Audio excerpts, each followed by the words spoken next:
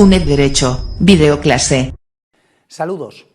La sentencia del Tribunal Constitucional 124/2018 resolvió el conflicto de atribuciones planteado por el Congreso de los Diputados por el rechazo por parte del Gobierno de una solicitud de comparecencia urgente de un ministro, en concreto del ministro de Defensa, para informar sobre determinadas cuestiones. Recordemos que acababa de celebrarse una reunión de ministros de Defensa de la OTAN y la Cámara solicitó dicha comparecencia para informar de los asuntos tratados en dicha reunión y de los acuerdos allí alcanzados. La negativa a comparecer se quiso justificar por parte del Gobierno sobre la base de que al encontrarse en funciones no cabían dichas iniciativas de control. Y ello porque entendían que no existía vínculo fiduciario y por ello no era posible tal control. La comparecencia se solicitó en marzo de 2016 y el Gobierno llevaba en funciones desde diciembre de 2015. En aquellas elecciones se produjo una brusca caída del bipartidismo. El partido más votado, que sostenía al Gobierno, apenas obtuvo 123 diputados, mientras que la segunda fuerza apenas 90. Entre los dos partidos habían perdido en aquellas elecciones más de 80 escaños entre los dos. La formación del Gobierno era, por tanto, muy compleja y eso hizo que la permanencia en funciones se terminara alargando durante mucho tiempo más. Hasta tal punto fue así que la imposibilidad de investir a candidato alguno provocó una nueva convocatoria electoral y, de hecho, se estuvo muy cerca de tener que repetirse las elecciones por tercera vez. Pero finalmente la abstención del principal partido de la oposición terminó una investidura por mayoría simple. En esta videoclase abordaremos de manera sucinta a los efectos de poder trabajar con ella en los foros de la asignatura esta cuestión. Y dos son los puntos a los que hay que prestar atención en un primer momento. Por un lado, la situación de permanencia en funciones del Gobierno. Por otro, el control sobre dicho Gobierno. El cese del Gobierno puede producirse por muy diferentes cuestiones. La más habitual, por la celebración de elecciones generales, como fue este caso. Pero también puede producirse por la dimisión del presidente del Gobierno, como sucedió en el año 81 con la dimisión del presidente Adolfo Suárez, por el triunfo de una moción de censura, como sucedió en 2018 con la moción de censura que llevó a la presidencia del Gobierno a Pedro Sánchez, la única triunfante hasta la fecha de todas las presentadas, la última muy recientemente. Y no son los únicos casos que provocan el cese, también provocan esta situación la pérdida de la cuestión de confianza. Pero no se ha producido ninguno hasta la fecha, ya que las dos que se han presentado permitieron revalidar la confianza del presidente. Y también provocaría el cese el fallecimiento de un presidente del Gobierno. Afortunadamente tampoco se ha producido un supuesto de este tipo. Cesado el Gobierno, permanece en funciones hasta la toma de posesión del nuevo Gobierno, nos dice el artículo 101 de la Constitución. Y se evita así un vacío de Gobierno. Como bien apuntó el Tribunal Supremo en una de las pocas sentencias en que ha tenido que abordar un recurso contra decisiones tomadas durante traspasos de poderes, se comprende sin dificultad que España no puede quedarse sin Gobierno siquiera unas horas. Se produce así una prorrogatio de funciones para evitar un vacío de poder.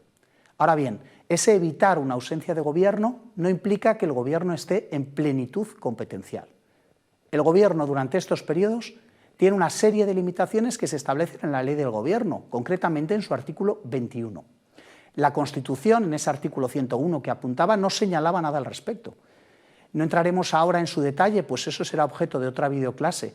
Lo que nos interesa aquí es abordar si esa situación de interinidad provoca algún efecto en la función de control que llevan a cabo las cámaras.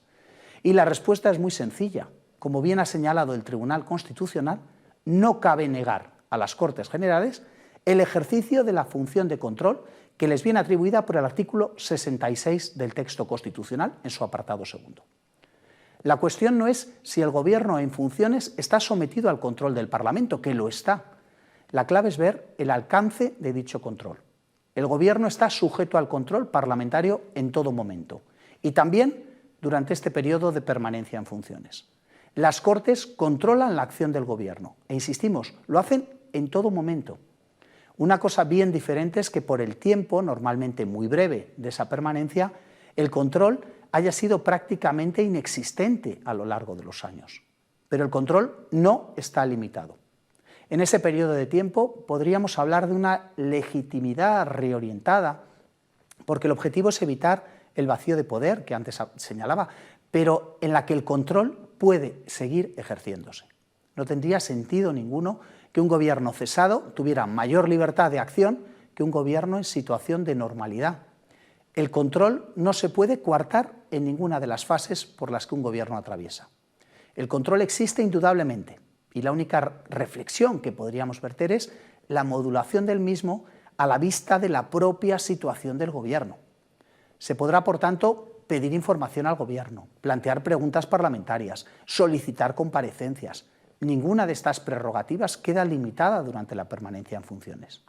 Lo único que podríamos hablar es una competencia modulada en el sentido de que habrá iniciativas de control que quizá no tenga sentido formular en algunos términos, pero ahí es la mesa de las cámaras quien debe hacer un diligente examen y canalizar las iniciativas planteadas, inadmitiendo aquellas que excedan el ámbito de competencia de un gobierno en este Estado o las que corresponda realizar al siguiente gobierno.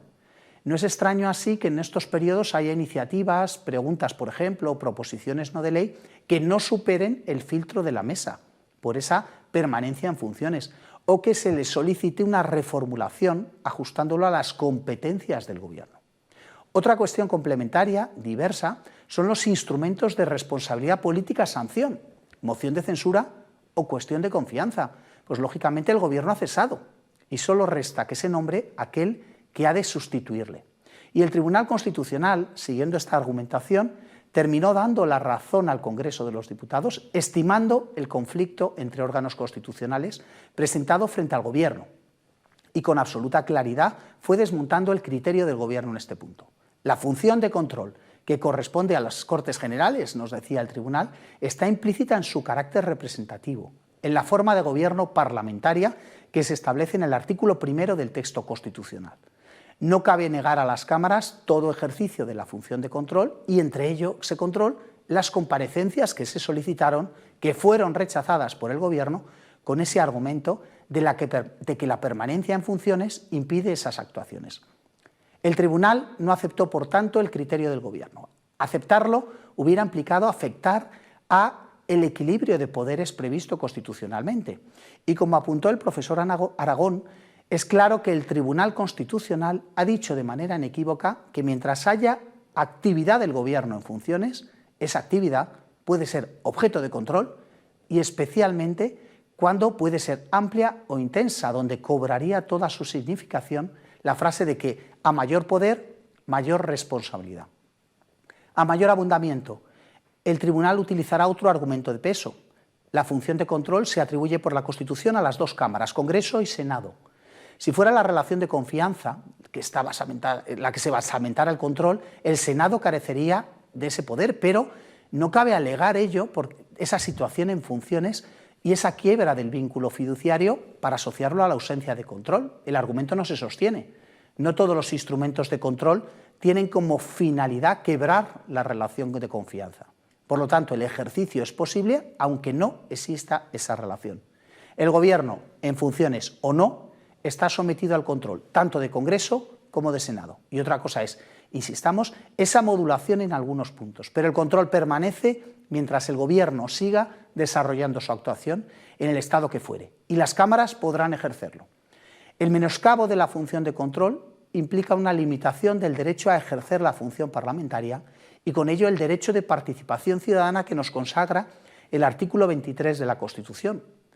Con la negativa del Gobierno se afectó en aquel momento la atribución constitucional atribuida por el artículo 66 a las Cortes. La sentencia, no obstante, se dictó en diciembre de 2018, 2 años y medio después de haberse interpuesto el conflicto, con otro Gobierno, con otro presidente y, por tanto, con una eficacia meramente declarativa.